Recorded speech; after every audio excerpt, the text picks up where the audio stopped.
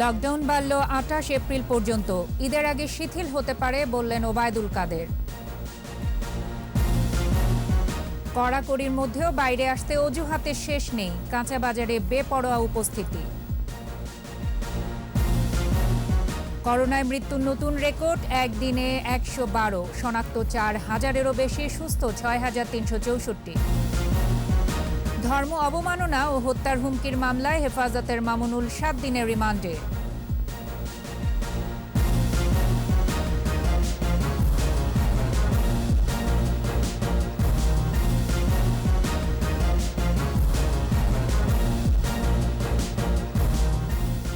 শুনছিলেন first security ইসলামী bank limited সংবাদ শিরোনাম। সন্ধ্যা ৭টার ২১ সংবাদে প্রত্যেককে আমন্ত্রণ জানাচ্ছে আমি ফারজানা আখি। দর্শক, ২১ টেলিভিশনের সংবাদ একই সাথে সরাসরি দেখতে পাবেন আমাদের ফেসবুক পেজ www.facebook.com/2124 অনলাইনে।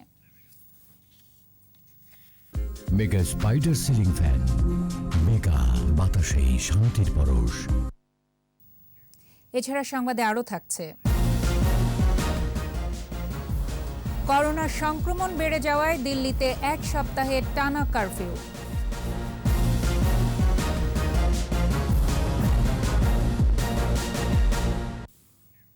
করোনা ভাইরাসের সংক্রমণ নিয়ন্ত্রণে চলমান কঠোর লকডাউন আরও ১ সপ্তাহ বাড়ছে। সোমবার মন্ত্রিপরিষদ বিভাগের সভায় এই সিদ্ধান্ত হয়েছে বলে জানিয়েছেন প্রধান তথ্য কর্মকর্তা। এদিকে ঈদের আগে লকডাউন শিথিলের চিন্তা রয়েছে বলে জানিয়েছেন আওয়ামী লীগের সাধারণ সম্পাদক ওবায়দুল কাদের। বিস্তারিত জানাচ্ছেন তৌহিদুর রহমান। মন্ত্রিপরিষদ বিভাগ আয়োজিত এক সভায় লকডাউন পরিস্থিতি নিয়ে পর্যালোচনা করা হয়। সভা থেকে চলমান লকডাউনের মেয়াদ ২৮ এপ্রিল পর্যন্ত বাড়ানোর সিদ্ধান্ত আসে। পরে সাংবাদিকদের সাথে কথা বলেন প্রধান তথ্য কর্মকর্তা। ২১ এপ্রিল পর্যন্ত তো আগেরটাই বলবৎ ছিল, এখন ২২ এপ্রিল থেকে ৭ দিন হবে, ২২ তারিখ থেকে। শর্ত আগেরগুলোই থাকবে, তবে বিস্তারিত প্রজ্ঞাপনটা এখনো হয়নি। এটা হয়ে গেলেই আমরা মিডিয়াতে সরবরাহ করব।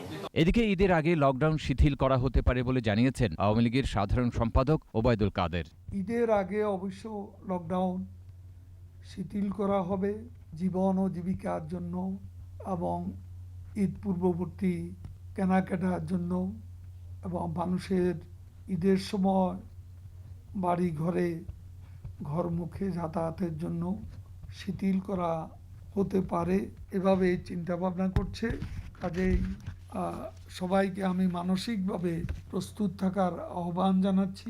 করোনা ভাইরাস নিয়ন্ত্রণে গত ১৪ এপ্রিল থেকে দেশব্যাপী সর্বাত্মক লকডাউন চলছে। তৌহিদুর রহমান, ২১ টেলিভিশন, ঢাকা।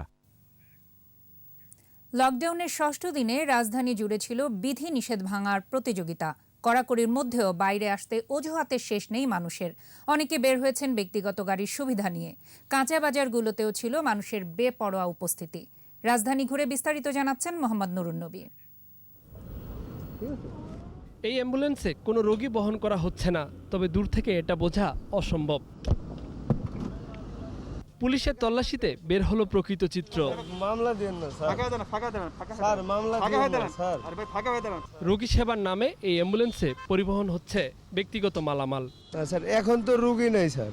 না স্যার, এটা নিয়ম মাইনা হচ্ছে না, কিন্তু এখন যানবাহন পাওয়া যায় না, এই হিসাবে আর কি আমাদের নিজস্ব। পুলিশের ভাষ্য, মানুষ অনেক বেশি বেপরোয়া, নিজ স্বার্থে অহরহ নিয়ম ভাঙছে। জানেন যে অ্যাম্বুলেন্স শুধুমাত্র রোগী বহন এবং লাশ বহন করার জন্য অ্যাম্বুলেন্সের বিআরটিএ পারমিট দিয়েছে বা এভাবে চলে, কিন্তু তার কিন্তু ওই কোনো মালামাল বা পণ্য বহন করার এখতিয়ার তার নেই। লকডাউনের ষষ্ঠ দিনে রাজধানীতে গণপরিবহন না থাকলেও ব্যক্তিগত গাড়ির সংখ্যা বেড়েছে। পুলিশের জিজ্ঞাসাবাদকালে দিচ্ছে ঠুনকো অজুহাত। সিএনজি ও রিকশার দাপট রাজধানীর সড়ক জুড়ে। কেউ কেউ জরুরি প্রয়োজনে বাইরে আসলেও তুচ্ছ অজুহাত অনেকের। আমগো দুঃখটাকে দেখবো, আমগরে তো কেউ চাইরা না পয়সা দেই বন্ধু সাহায্য করলাম। খাইতে পারি না, একবেলা খাইলে আরেকবেলা খাইতে পারি না। এত যদি কষ্ট দেন আপনারা, তাহলে আমরা কই যাবো? কোন চোখের সামনে বাবা মা মারা যেতেছে, না খাইয়া সন্তান মারা যেতেছে, এগুলো তো সহ্য করা যায় না। মিরপুর এলাকায় মৎস্য ও প্রাণী সম্পদ মন্ত্রণালয়ের উদ্যোগে ডিম ও দুধ বিক্রি হচ্ছে, তবে উপেক্ষিত স্বাস্থ্যবিধি। আগে একটু বাজার না ছিল, সাইট হয়েছে। পাবলিক শুনতেছে না, যে বলছে কোম্পানি 3 ফিট দূরত্ব থাকি আপনারা মানি করেন, কিন্তু পাবলিক হুমড়ি খাইয়া পড়তেছে। কাঁচা বাজারের ভেতরের অবস্থা একই রকম, বিধি মানছে না কেউই। ভ্রাম্যমাণ আদালত থাকলেও সামলানো যাচ্ছে না বলছেন অনেকেই। শতকরার মধ্যে 80 জনই মনে করেন যে স্বাস্থ্যবিধি মাইনা চলতেছে না। রোদে হ্যাঁ মাছ ডয়ারে আছে আমার, এই যে মাছ ডয়ার। যারা স্বাস্থ্যবিধি মেনে বাজারে এসেছেন তারাও অনেক সময় বিপাকে পড়ছেন। আমাদের সবারই এই ব্যাপারে সচেতন হওয়া উচিত একান্তভাবে, কারণ এটা তো জীবন নিয়ে খেলা। কিছু কিছু লোকের মুখে মাস্ক এখনো কম, যেটা স্বাস্থ্য সচেতনতা সেটা এখনো আমাদের লোকজনের মধ্যে কম আছে। দিন গড়াচ্ছে আর বিধিনিষেধের প্রতি মানুষের উদাসীনতা বাড়ছে। সংক্রমণ পরিস্থিতি সামাল দিতে আইন প্রয়োগের পাশাপাশি দরকার জনগণের সচেতনতা। বলা হচ্ছে সর্বাত্মক লকডাউন। এই লকডাউনে যেমন রাস্তাঘাটে চলাচলের উপর বিধিনিষেধ রয়েছে, ঠিক তেমনিভাবে বাজারে মানুষের কেনাকাটার একটা নিয়ম মেনে চলার ব্যাপারে বিধিনিষেধ রয়েছে। কিন্তু এই বাজার দেখে বোঝবার কোনো উপায় নেই যে দেশে কোনো লকডাউন চলছে এবং মহামারীর মতো প্রাণঘাতী একটা খারাপ সময়ের মধ্য দিয়ে যাচ্ছে পুরো দেশ। আর স্বাস্থ্যবিধি মেনে চলার প্রতি এরকম উদাসীনতা থাকলে আসলে কোনোভাবেই এই করোনা থেকে জয় হওয়া সম্ভব নয়। মোহাম্মদ নুরুন নবী, একুশে টেলিভিশন, মিরপুর, ঢাকা। করোনা প্রসঙ্গ, কোভিড-19-এ প্রতিদিনই বাড়ছে মৃত্যু। আজও নতুন রেকর্ড, 24 ঘন্টায় মারা গেছে 112 জন। এর মধ্যে হাসপাতালেই 108 জনের মৃত্যু হয়েছে। এ পর্যন্ত করোনায় মৃতের সংখ্যা দাঁড়ালো 10,497। এদিন শনাক্ত হয়েছে 4,271 কোভিড রোগী। আর নতুন করে সুস্থ হয়েছেন 6,364 জন। বিস্তারিত জানাচ্ছেন স্মৃতি মণ্ডল। মহামারীর দ্বিতীয় ঢেউয়ে বিপর্যস্ত স্বাস্থ্য ব্যবস্থা, রোগীর চাপ সামলাতে হিমশিম অবস্থা। স্বাস্থ্য অধিদপ্তরের তথ্য অনুযায়ী সংক্রমণের 408তম দিনে 24,152 জনের নমুনা পরীক্ষায় করোনা শনাক্ত হয়েছে 4,271 জনের। এ নিয়ে মোট শনাক্ত 7,23,221। একদিনের সর্বোচ্চ মৃত্যু রেকর্ড 112। মৃতের সংখ্যা বেড়ে 10,497।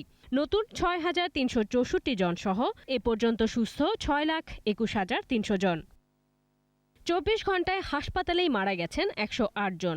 ঢাকা বিভাগে 71 ও চট্টগ্রামে 19 জনের মৃত্যু হয়েছে। মৃতদের মধ্যে পুরুষ 75 ও নারী 37। এদের মধ্যে 64 জনই 60 ঊর্ধ্ব।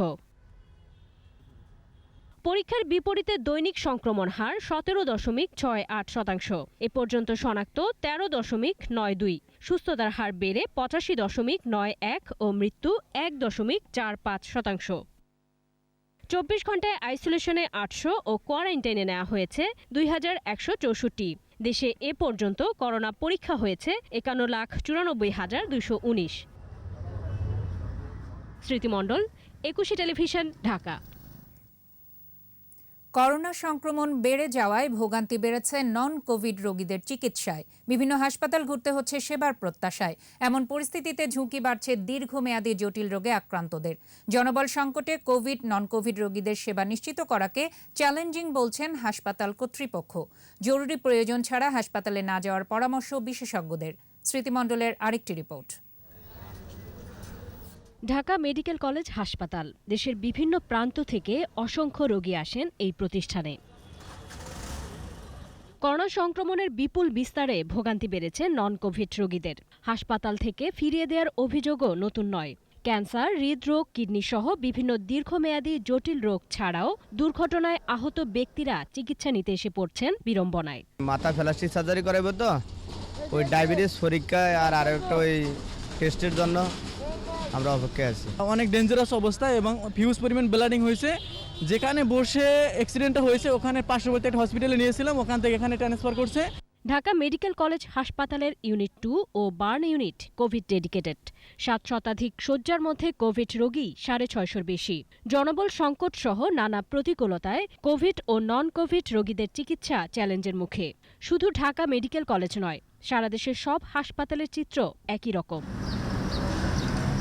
কৌশলগত পদ্ধতি ব্যবহার করে সর্বোচ্চ সেবা নিশ্চিত করার কথা জানালেন হাসপাতাল পরিচালক। আমরা তাকে বলছি যে আপনি 6 সপ্তাহ 3 সপ্তাহ পরে যখন আপনার অপারেশন দরকার বা এই জিনিসটা তখন দরকার, সেই সময় আসেন, নেগেটিভ হয়ে আমাদের এখানে আসবেন, আমরা অল্প সময়ের ভিতরে আপনার চিকিৎসা দিয়ে আবার ছেড়ে দেবো। তো এই কিছু কিছু টেকনিক আমরা বা স্ট্র্যাটেজি মেনটেন করছি সো দ্যাট ওদের ভিতরে সংক্রমিত কম থাকে এবং আমরাও পুরো সার্ভিসটা দিতে পারি।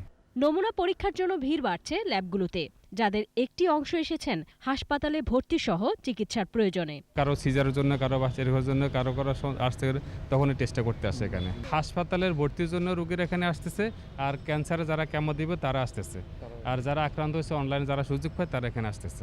জরুরি প্রয়োজন না হলে হাসপাতালে না গিয়ে টেলিমেডিসিন বা অন্য উপায়ে চিকিৎসা সেবা নেয়ার পরামর্শ বিশেষজ্ঞদের।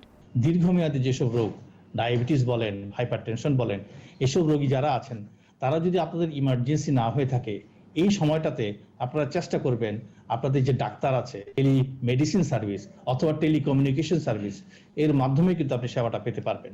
স্বাস্থ্যবিধি মেনে না চললে মহামারী দীর্ঘস্থায়ী হবে বলছেন বিশেষজ্ঞরা। স্মৃতি মণ্ডল, একুশে টেলিভিশন, ঢাকা। অন্যান্য প্রসঙ্গ, হেফাজতের যুগ্ম মহাসচিব মামুনুল হককে 7 দিনের রিমান্ড মঞ্জুর করেছেন আদালত। সকালে তাকে ঢাকা মহানগর মেট্রোপলিটন আদালতে হাজির করা হয়। ধর্ম অবমাননা ও হত্যার হুমকির মামলায় পুলিশ 7 দিনের রিমান্ড আবেদন করলে আদালত তা মঞ্জুর করেন। দীপু শিকদারের রিপোর্ট।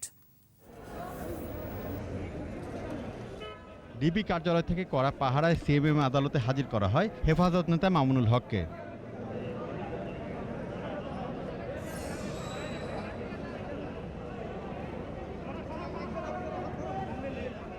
প্রায় আধ ঘন্টা শুনানি শেষে জিজ্ঞাসাবাদের জন্য মামুনুল হককে 7 দিনের রিমান্ড আদেশ দেন আদালত। আবারও কড়া পাহারায় মামুনুলকে নিয়ে যাওয়া হয় ডিবি কার্যালয়ে।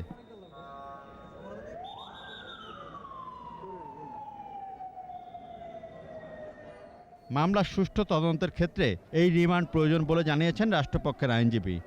এই ঘটনায় আরও কারা কারা সম্পৃক্ত আছে, জড়িত আছে, এবং যে পলাতক আসামি যারা আছে তাদেরকেও গ্রেপ্তার করতে হবে, শনাক্ত করতে হবে। এই জন্য জিজ্ঞাসাবাদের প্রয়োজন। এই জন্য আদালত সন্তুষ্ট হয়ে তাকে 7 দিনের পুলিশ রিমান্ড মঞ্জুর করেছে। তবে রিমান্ড আদেশ সঠিক হয়নি বলে জানান আসামি পক্ষের আইনজীবী।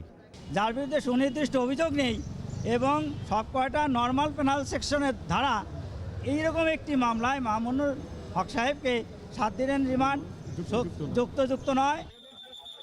রোববার মোহাম্মদপুর এলাকা থেকে হেফাজত নেতা মাওলানা মামুনুল হককে গ্রেফতার করে পুলিশ। দীপু শিকদার, একুশে টেলিভিশন, ঢাকা। রাসূল সাল্লাল্লাহু আলাইহি ওয়াসাল্লামকে ব্যঙ্গ করার অধিকার মামুনুল হককে কে দিয়েছে, এমন প্রশ্ন করেছেন তথ্য ও সম্প্রচার মন্ত্রী ডক্টর হাসান মাহমুদ। ভার্চুয়াল ব্রিফিংয়ে তিনি কথা বলেন। মামুনুল হক যে কর্মকাণ্ড সাম্প্রতিক সময়ে করেছে এবং 2013 সালে হেফাজতের তাণ্ডবের সময় যেভাবে নেতৃত্ব দিয়েছে, এগুলো দেশ, সমাজ, রাষ্ট্রের জন্য হুমকিস্বরূপ এবং ইসলামের জন্য হুমকিস্বরূপ। হযরত মুহাম্মদ রাসূল সাল্লাল্লাহু আলাইহি ওয়াসাল্লাম কীভাবে ঠোঁট নাড়াতেন সেটা সে অভিনয় করে দেখিয়েছে, অর্থাৎ রাসূল সাল্লাল্লাহু আলাইহি ওয়াসাল্লামকে সে ব্যঙ্গ করেছে। এই অধিকার তাকে কে দিয়েছে?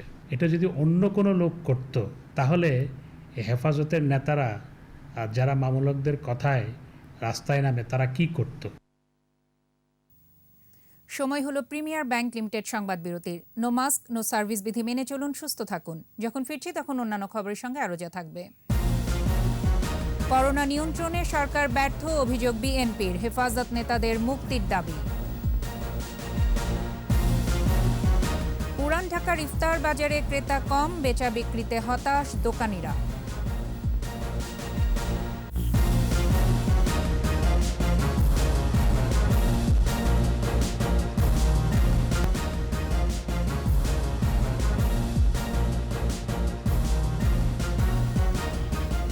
দেখছেন সন্ধ্যা 7টার 21 সংবাদ। অবহেলা, ভুল সিদ্ধান্ত আর দুর্নীতির কারণে করোনা নিয়ন্ত্রণে সরকার ব্যর্থ হয়েছে বলে অভিযোগ করেছেন বিএনপির মহাসচিব মির্জা ফখরুল ইসলাম আলমগীর। বলেছেন, লকডাউন সঠিকভাবে কার্যকর না করায় বেড়েছে করোনার প্রকোপ। একই সঙ্গে দলীয় নেতাকর্মী সহ গ্রেপ্তার করা হেফাজত নেতাদেরও মুক্তির দাবি জানিয়েছেন বিএনপির মহাসচিব। জসিম জুয়েলের রিপোর্ট। করোনা সার্বিক পরিস্থিতি নিয়ে গণমাধ্যমের সঙ্গে কথা বলতে ভার্চুয়ালি যুক্ত হন বিএনপির মহাসচিব মির্জা ফখরুল ইসলাম আলমগীর। গভীর উদ্বেগ প্রকাশ করা হয়। করোনা পরিস্থিতি সামাল দিতে সরকার পুরোপুরি ব্যর্থ হয়েছে বলে অভিযোগ করেন বিএনপির মহাসচিব। বলেন, কোনো রকম প্রস্তুতি ছাড়া লকডাউন দিয়ে খেটে খাওয়া মানুষদের বিপদে ফেলেছে সরকার। লকডাউন ঘোষণা বিলম্ব করা, লকডাউন ঘোষণা করার পরেও কার্যকর করতে না পারা, অন্যদিকে হাসপাতালগুলোতে পর্যাপ্ত বেড, আইসিইউ, অক্সিজেন সরবরাহ, ভেন্টিলেটরের ব্যবস্থা না করার কারণে সংক্রমিত রোগীর চিকিৎসা থেকে বঞ্চিত হচ্ছেন, মৃতের সংখ্যা বৃদ্ধি পাচ্ছে। লকডাউনের সুযোগ কাজে লাগিয়ে সরকার বিএনপি নেতাদের পাশাপাশি হেফাজত নেতাদের গ্রেপ্তার করেছে। গ্রেপ্তার বন্ধ করে তাদের মুক্তির দাবি করেন তিনি। এই লকডাউনের সুযোগ নিয়ে আমি এর আগেও বলেছি যে একটা ক্র্যাকডাউন করা হয়েছে। সেই ক্র্যাকডাউনের মধ্য দিয়ে আজকে একদিকে বিএনপি নেতাকর্মীদেরকে গ্রেপ্তার করা হচ্ছে, অন্যদিকে ধর্মীয় নেতা যারা এবং যারা আলেম উলামা আছেন তাদেরকে নির্বিচারে গ্রেপ্তার করা হচ্ছে। এই ধরনের ধর্মীয় নেতাদেরকে এইভাবে অপমান করা, তাদেরকে এইভাবে হয়রানি করা, এটা এদেশের ধর্মপ্রাণ মানুষ কিন্তু কোনোভাবেই মেনে নেবে না। অবিলম্বে এই সমস্ত মামলা মোকদ্দমা তুলে ফেলা হোক, ধর্মীয় যারা নেতা আছেন, আলেম উলামা আছেন, তাদেরকে অবিলম্বে মুক্তি প্রদান করা হোক। পর্যাপ্ত পরিমাণে করোনার টিকা সংগ্রহ করতে সরকার ব্যর্থ হয়েছে বলেও অভিযোগ করেন বিএনপির মহাসচিব। কোনো কৌশল না থাকার কারণে আজ টিকা প্রাপ্তিও অনিশ্চিত হয়ে পড়েছে। জসিম জুয়েল, 21 টেলিভিশন, ঢাকা। করোনা রোগীদের জন্য দেশের সবচেয়ে বড় চিকিৎসা কেন্দ্র ডিএনসিসি ডেডিকেটেড কোভিড-19 হাসপাতালে রোগী ভর্তি শুরু হয়েছে। সকাল থেকেই রোগী ভর্তির জন্য আসছেন ঢাকা সহ আশপাশের বিভিন্ন জেলা থেকে। হাসপাতালটিকে 1000 শয্যায় কোভিড রোগীর জরুরি চিকিৎসা দেওয়ার ব্যবস্থা রয়েছে। এর মধ্যে আইসিইউ বেড 212টি, HDU bed 250, covid isolated room 438টি, রয়েছে 50 শয্যার ইমার্জেন্সি বেড। হাসপাতাল পরিচালক ব্রিগেডিয়ার জেনারেল নাসির উদ্দিন বলেন, হাইফ্লো নাজাল ক্যানোলা, সেন্ট্রাল অক্সিজেন সহ সব ব্যবস্থা নিয়ে রোগীর সেবা দিতে প্রস্তুত হাসপাতালটি। কোভিড শনাক্ত বা উপসর্গ আছে এমন রোগীরা প্রথমে ট্রায়াজে প্রবেশের পর তাদের অবস্থা অনুযায়ী চিকিৎসা দেয়া হবে। করোনা সংক্রমণ রোধে সারা দেশে ষষ্ঠ দিনের মতো সর্বাত্মক লকডাউনে সড়কে যান চলাচল বেড়েছে। আইন শৃঙ্খলা বাহিনীর তৎপরতা থাকলেও জনসাধারণের মধ্যে স্বাস্থ্যবিধি না মানার প্রবণতা বেশি। এদিকে স্বাস্থ্যবিধি না মেনে চলাফেরা, দোকানপাট খোলা রাখা ও আইন অমান্য করায় জরিমানা করছে ভ্রাম্যমাণ আদালত। লকডাউনে আয় রোজগার কমে যাওয়ায় বিপাকে ভ্যান, রিকশা চালকরা ও নিম্ন আয়ের মানুষ। প্রতিনিধিদের সহায়তায় মাসমা আলিসার রিপোর্ট। চট্টগ্রামে গত কয়েকদিনের তুলনায় নগরীতে বেড়েছে ব্যক্তিগত যানবাহন ও রিকশা। বিভিন্ন স্থানে বসানো হয়েছে চেকপোস্ট। আইন ভঙ্গকারীদের বিরুদ্ধে মামলা ও জরিমানা করছে ট্রাফিক পুলিশ। সিলেটে রিকশা, সিএনজি চালিত অটোরিকশা ও ব্যক্তিগত গাড়ি চলাচল করছে। তবে যান ও পথচারী চলাচল নিয়ন্ত্রণে তৎপর রয়েছে পুলিশ। স্বাস্থ্যবিধি মানতে নগরের বিভিন্ন সড়কে মাইকিং করছে জেলা প্রশাসন। এদিকে রংপুরে প্রধান সড়কে যান চলাচল কম করছে। নগরীর 18টি স্থানে চেকপোস্ট বসিয়েছে আইনশৃঙ্খলা বাহিনী। কাঁচাবাজারে মানা হচ্ছে না স্বাস্থ্যবিধি ও সামাজিক দূরত্ব। রাজশাহীতে সকাল থেকেই ছিল আইনশৃঙ্খলা বাহিনীর কড়াকড়ি। মহানগরীর প্রধান সড়কগুলোর পাশাপাশি পাড়া মহল্লায় প্রবেশমুখের সড়কেও ছিল পুলিশের উপস্থিতি। স্বাস্থ্যবিধি না মানায় করা হচ্ছে জরিমানা। ময়মনসিংহে শপিং মল, বিপণী বিতান ও দোকানপাট বন্ধ রয়েছে। র্যাব ও পুলিশের টহল থাকলেও কাঁচাবাজার এবং হাটবাজারগুলোতে স্বাস্থ্যবিধি উপেক্ষিত। বরিশালে প্রশাসনের কঠোর অবস্থানের পরও নগরীতে রিকশাসহ যানবাহন চলাচলের সংখ্যা বেড়েছে। কিছু দোকানপাট খোলা রয়েছে। হাটবাজারগুলোতে বেড়েছে মানুষের ভিড়। খুলনায় কঠোরভাবে পালিত হচ্ছে লকডাউন। স্বাস্থ্যবিধি মেনে কাঁচাবাজার ও ওষুধের দোকান খোলা রয়েছে। লকডাউন ও রমজানকে ঘিরে নিত্য প্রয়োজনীয় পণ্যের মূল্য বৃদ্ধি রোধে হিলিতে কাঁচাবাজারে অভিযান চালায় ভ্রাম্যমাণ আদালত। এদিকে লকডাউনে আয় রোজগার কমে যাওয়ায় বিপাকে নিম্ন আয়ের মানুষ। মাসমা আলিসা, 21 টেলিভিশন। লকডাউনে ব্যবসা অর্ধেকেরও নিচে নেমে গেছে পুরান ঢাকার বেগম বাজার, মৌলভীবাজারের ইফতার বাজারে। লকডাউনকে স্বাগত জানালেও এমন পরিস্থিতি বেশি সময় চললে আর্থিকভাবে ক্ষতির মুখে পড়ার আশঙ্কা ব্যবসায়ীদের। মেহেদি হাসানের রিপোর্ট। বেগম বাজার পুরান ঢাকার এই অংশে স্বাভাবিক সময়ে ইফতারের আগে তিল ধারণের জায়গা থাকে না। তবে লকডাউনের কারণে এখন ভিন্ন চিত্র। দোকানিরা বলছেন, কেনাবেচা যা হচ্ছে তাতে কর্মচারীদের বেতন দেয়াই দায় হবে। নর্মাল সময় তো ভালো বেচা কিনা হয়, এখন তো 10 ভাগের 1 ভাগও না। শ্রমিক যেহেতু আটকে পড়ে গেছে, শ্রমিক যেহেতু আছে, তাদের তো খাওয়া পড়াশোনা দরকার আছে, যে জন্য আমরা কোন রকম চালাইতেছি। লকডাউন আরো 1 সপ্তাহ বাড়ানোয় বিপদ আরো বাড়লো বলছেন এখানকার ব্যবসায়ীরা। মুসিবতে পড়ে গেলাম লকডাউন বাড়াইলে। আমরা এই রাস্তায় দোকানদারি করি, আমরা কেমনে কি করব? এই স্টাফের বেতন এগুলা কিভাবে চলবো? ওরা এখন এক হিসাবে দানার মুখী। এ এলাকার অধিকাংশ বাসিন্দাই ব্যবসায়ী, কিন্তু ব্যবসা মন্দ, তাই কিনছেন না আগের মতো ইফতার সামগ্রী। বর্তমানে তো কামাই রুজি থাকতে হবে, তো কামাই রুজি তো নেই। এই মনে করেন লকডাউনে একেবারে সম্পূর্ণ সবাইকে নিঃস্ব করে দিছে। তারপরও যেটুক সমর্থর মধ্যে আছে চেষ্টা করে। করোনা বিদায় হয়ে দ্রুত পরিস্থিতি স্বাভাবিক হবে এমনটাই প্রত্যাশা তাদের। মেহেদী হাসান, 21 টেলিভিশন, ঢাকা। গাইবান্ধার গোবিন্দগঞ্জে পরিত্যক্ত পুরাতন কুয়ায় পড়ে বিষাক্ত গ্যাসে আক্রান্ত হয়ে 2 ভাই মারা গেছে। গোবিন্দগঞ্জ ফায়ার সার্ভিসের স্টেশন ম্যানেজার জানান, ভোরে দরবস্ত ইউনিয়নের অভিরামপুর গ্রামের হাবিবুর রহমান বাথরুম থেকে ফেরার সময় স্ল্যাব ভেঙে কুয়ায় পড়ে যায়। এ সময় তার ভাই হাসান আলী ও প্রতিবেশী মিন্টু মিয়া তাকে উদ্ধারের জন্য কুয়ায় নামলে ঘটনাস্থলেই 2 জন মারা যায়।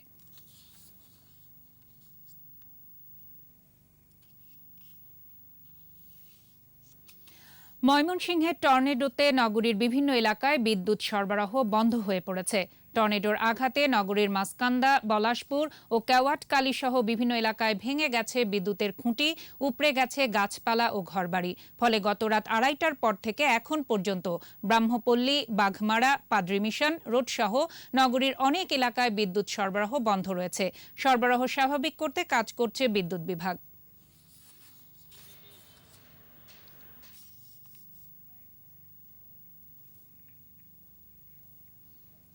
খরায় এবার পটুয়াখালীতে পুড়ে গেছে 500 কোটি টাকার মুগ ডাল। বিপাকে পড়েছেন হাজার হাজার চাষি। সরকারি প্রণোদনা না থাকা, করোনা মহামারীর লকডাউন এবং শ্রমিক সংকট থাকায় 40% ফসল কম হওয়ার আশঙ্কায় কৃষি বিভাগ। পটুয়াখালী প্রতিনিধি রিপোর্ট জানাচ্ছেন রত্না জামান। সারা দেশের প্রায় 60% মুগ ডাল চাষ হয় উপকূলীয় জেলা পটুয়াখালীতে।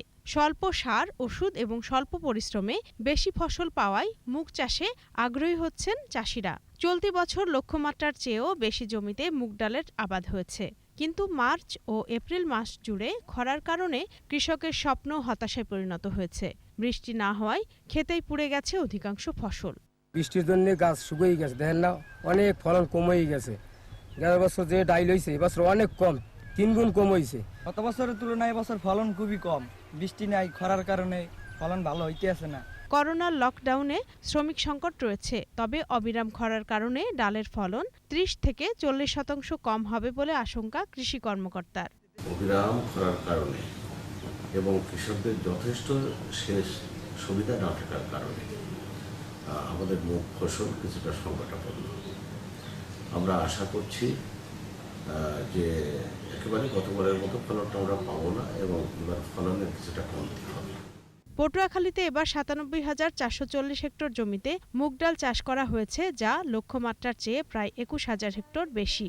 মুগ ডাল আবাদে সরকার সহযোগিতার হাত বাড়াবে, এমনটাই প্রত্যাশা সকলের। রত্না জামান, 21 টেলিভিশন। আবারও নিচ্ছি প্রিমিয়ার ব্যাংক লিমিটেড সংবাদ বিরতি। নো মাস্ক নো সার্ভিস বিধি মেনে চলুন, সুস্থ থাকুন। যখন ফিরছি তখন অন্যান্য খবরের সঙ্গে আরও যা থাকবে। হুমকির মুখে ব্রাহ্মণবাড়িয়ার পাদুকা শিল্প, টিকে থাকতেই হিমশিম খাচ্ছে জড়িতরা। মস্কো প্রাগ সম্পর্কে টানাপোড়েন, এবার 20 কূটনীতিককে বহিষ্কার করল রাশিয়া।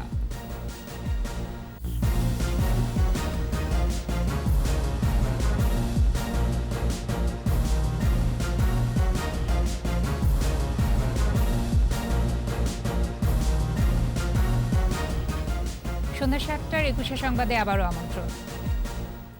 ব্রাহ্মণবাড়িয়ার পাদুকা শিল্প এখন হুমকির মুখে। করোনার প্রভাব ও প্রয়োজনীয় উপকরণের মূল্য বৃদ্ধি পাওয়ায় এখন টিকে থাকতে হিমশিম খাচ্ছে এর সাথে জড়িতরা। কারখানা মালিকরা জানিয়েছেন, করোনার প্রভাবে গত বছর তাদের ব্যবসা ভালো যায়নি। ক্ষতি কাটিয়ে উঠতে নতুন করে প্রস্তুতি নিলেও আবারও লকডাউনের কারণে এই শিল্পের সাথে জড়িতরা এখন অনিশ্চয়তায় দিন কাটাচ্ছে। ব্রাহ্মণবাড়িয়া প্রতিনিধি মীর মোহাম্মদ শাহিনের রিপোর্ট জানাচ্ছেন মাসুম আলিসা।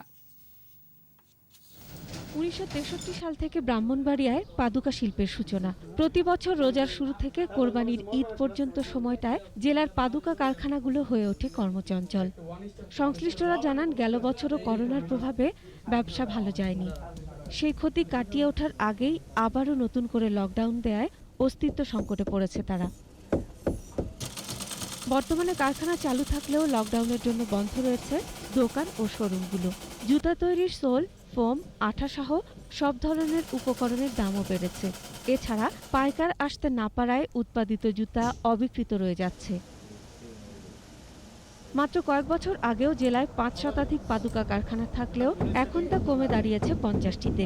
এসব কারখানার মধ্যে ১৬টি অটোমেটিক মেশিন এবং বাকিগুলোতে হাতেই তৈরি হচ্ছে বিভিন্ন ডিজাইনের জুতা। ভাবছিলাম এবছর ব্যবসা করে গত বছরের অভাবটা একটু কিছুটা কাটাম, কিন্তু এই বছর আমাদের এই অবস্থা। প্রোডাকশন হইতেছে না, মাল সামানের দাম বাইরে গেছে লকডাউনের কারণে, বিভিন্ন তাবার থেকে পাটিপত্র আইতারে না। মনে করেন ওখান থেকে একটা সামনে একটা সিজন, আমরা তো ঠিক মতো কাজ না করতে পারি তাহলে আমরা বউ বাচ্চা নিয়ে কেমনি শুনুন, এমনি তো না মরতে দিব। আমরা তো কষ্ট পাইতেছি, কিন্তু কারখানা যদি একটু সবসময় খোলা থাকে শ্রমিকদের জন্য ভালো। একসময় প্রতিদিন ৫ থেকে ৭ কোটি টাকার ব্যবসা হলেও প্রতিনিয়তই তা কমছে বললেন এই ব্যবসায়ী নেতা। সিজন আগে অন্য সময় সুস্থ অবস্থায় ৫-৭ কোটি টাকা ডেইলি প্রতিদিন আমদানি হয়েছে, এই অবস্থায় ছিল। কিন্তু এই মুহূর্তে আমরা লকডাউনের কারণে বেশি পেছনে পড়তেছি। যদি সরকার আমাদের প্রতি সুদৃষ্টি রাখে, আশা করি এই শিল্পটা আবার ঘুরে দাঁড়াবে। এই শিল্পকে বাঁচিয়ে রাখতে সংশ্লিষ্টরা তৎপর হবেন এমনটাই প্রত্যাশা। মাসুম আলিসা, ২১ টেলিভিশন। ব্যবসা বাণিজ্যের খবর।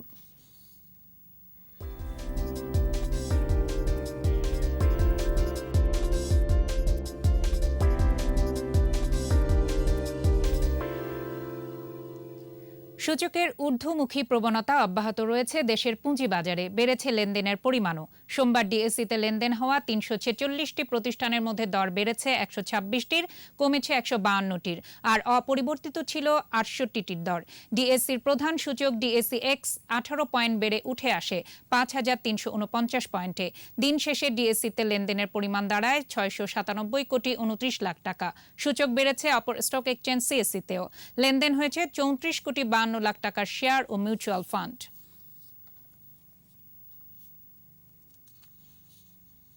আর এরই সাথে শেষ করছি সন্ধ্যা ৭টার ২১ সংবাদ। তবে যাবার আগে ফার্স্ট সিকিউরিটি ইসলামী ব্যাংক লিমিটেড সংবাদ শিরোনামগুলো জানাচ্ছি আরও একবার। লকডাউন বাড়ল ২৮ এপ্রিল পর্যন্ত, ঈদের আগে শিথিল হতে পারে বললেন ওবায়দুল কাদের। কড়াকড়ির মধ্যেও বাইরে আসতে অজুহাতের শেষ নেই, কাঁচা বাজারে বেপরোয়া উপস্থিতি। করোনায় মৃত্যুর নতুন রেকর্ড, একদিনে ১১২, শনাক্ত ৪,০০০-এরও বেশি, সুস্থ ৬,৩৬৪। এবং ধর্ম অবমাননা ও হত্যার হুমকির মামলায় হেফাজতের মামুনুল ৭ দিনের রিমান্ডে।